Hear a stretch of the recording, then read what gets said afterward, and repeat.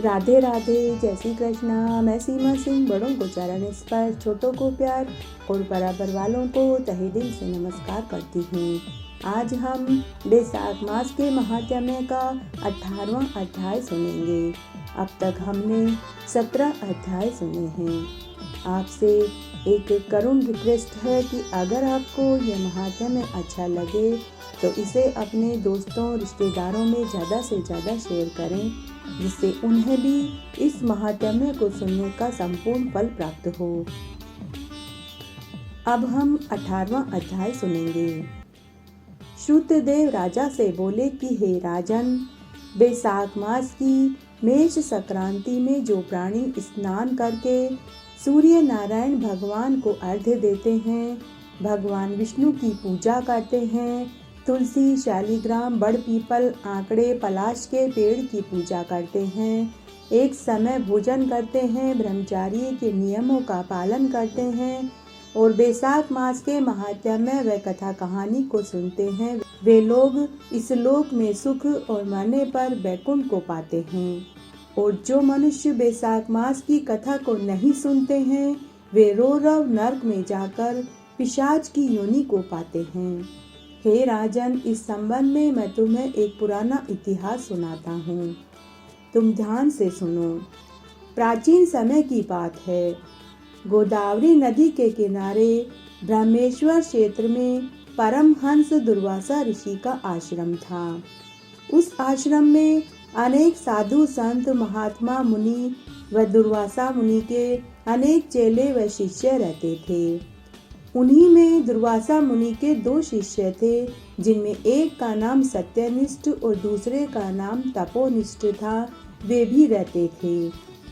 हे राजन, इनमें सत्यनिष्ठ विष्णु भगवान का परम भक्त था।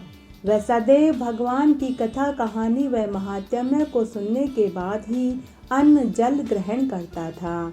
सत्यनिष्ठ एक महात्मा जी से बैसाख मास की कथा व महात्म्य को सुनता था।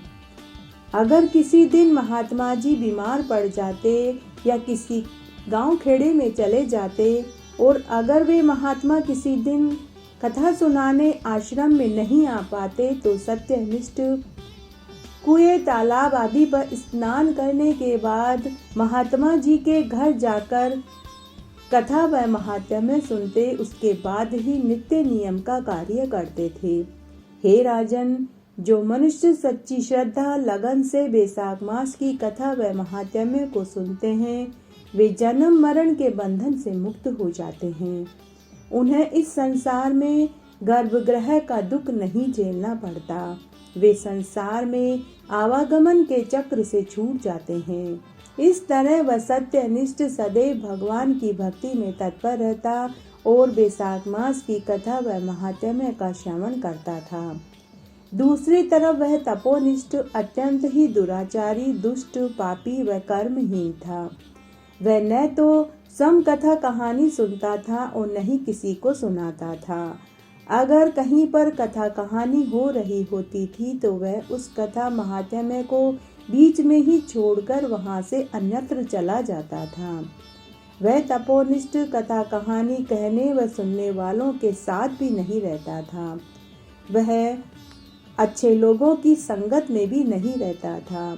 वह दुर्बुद्धि तपोनिष्ठ इसी तरह अपना समय बिता रहा था।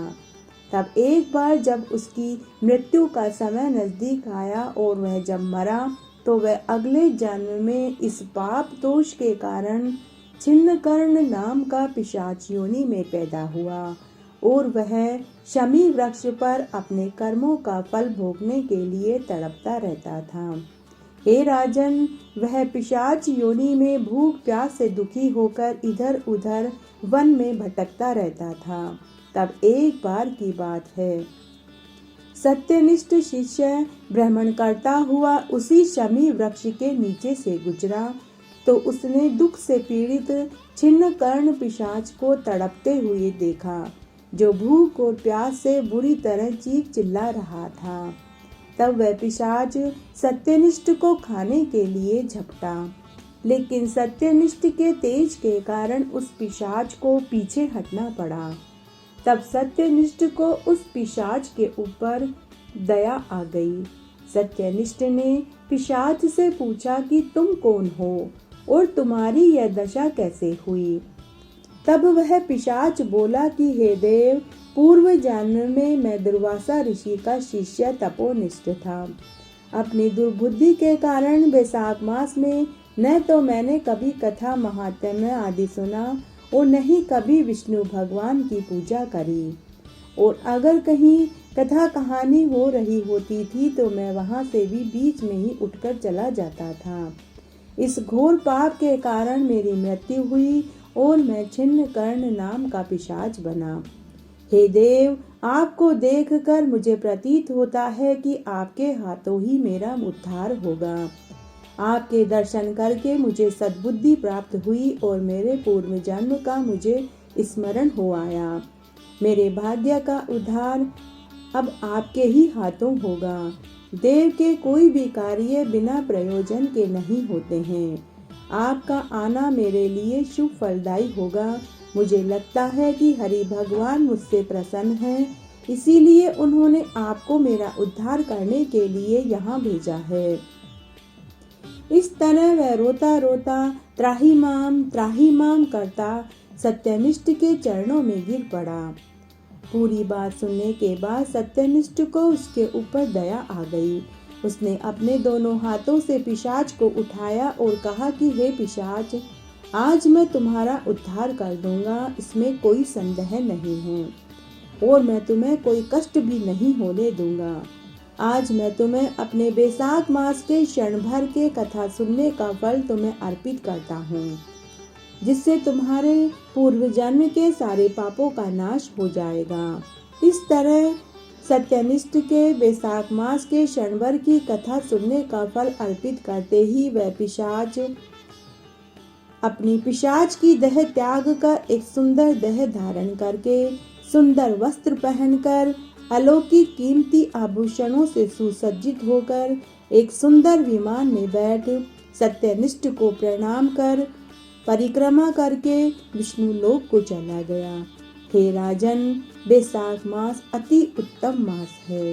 यह भगवान विष्णु को अत्यंत प्रिय है।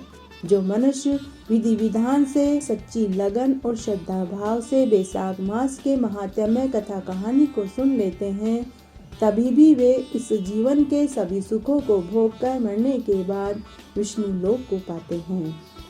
तब श्रुति कीर्ति ऋषिदेव से बोले कि हे ऋषिदेव, बैसाख मास में देवता किस कारण से वृक्षों में आकर रहते हैं, वह मुझको अत्यंत आश्चर्य प्रतीत होता है।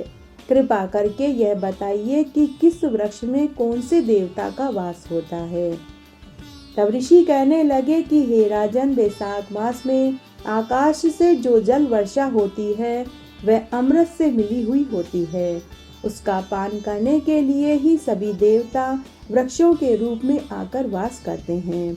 उसके पान करने से उनका बल, तेज, कांति की वृद्धि होती है। इसी कारण सभी देवता इसका पान करते हैं। इसलिए पितर और देवता सब लोगों के हित की कामना के लिए इसका पान करते हैं। हे राजन, वृक्षों की पूजा और सेवन सदा ही फलदायी देने वाली होती है, परंतु बैसाख मास में इसका ज्यादा फल मिलता है।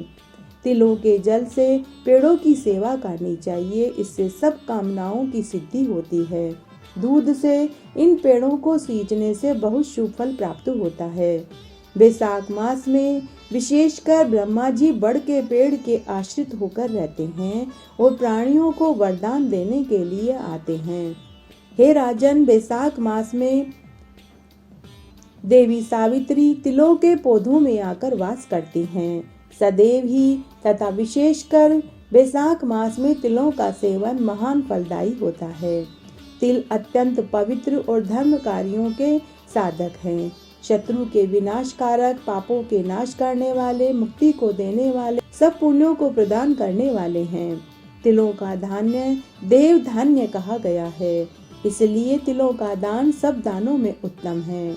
यदि सोने के पात्र में तिल रख कर दान किया जाए तो ब्रह्मा आदि सभी देवता उनके पापों का नाश कर देते हैं। विशेष करके बैसाख मास में तिलों के तर्पण से पितर तृप्त हो जाते हैं। इसलिए तिलों के दर्शन करने, स्पर्श करने, खाने से मनुष्य का शरीर विशुद्ध हो जाता है। तिल के पौधे का दर्शन करने मात्र से, स्पर्श करने मात्र से ही मनुष्य के पापों का नाश हो जाता है।